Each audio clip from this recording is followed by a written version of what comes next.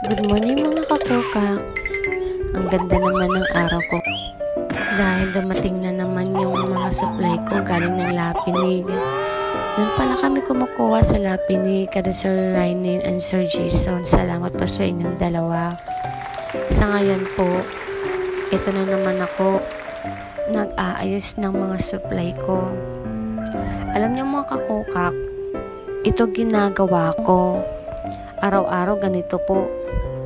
Inaayos ang mga stock, naglilinis, tapos tinitingnan kung ano pa yung mga wala sa mga paninda ko. Minsan, mahina yung kinikita. Minsan naman, malakas ang kinikita.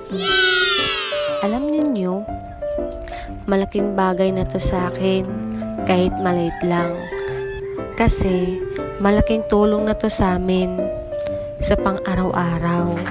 Dapat din may sipag tayo mga kakukak para may pera, di ba?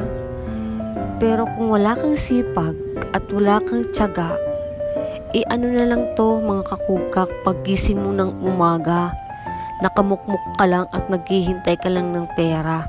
Huwag ganun, uy. Lahat po tayo kumikita. Lahat po tayo naghahanap din ng pera. Pagkatapos ko doon, maglinis at mag-ayos ng supply. Eto na naman ako sa pangalawang gagawin ko. Gumagawa ko ng dishwashing liquid. O diba, hindi napapagod ang kukak nyo. Kanina naglilinis, tapos nag-aayos ng supply. Ngayon naman gumagawa ng dishwashing liquid. O diba, yan yung madiskarte at walang arte. Kasi kung mag-uumarte ka lang, naku, walang pera ang lalapit sa'yo. Okay, tatandaan nyo, dapat madiskarte ka sa buhay. Kung hindi ka naman madiskarte, naku, mga kakukak, wag na kayong mag-expect kung may pera kayo. Okay?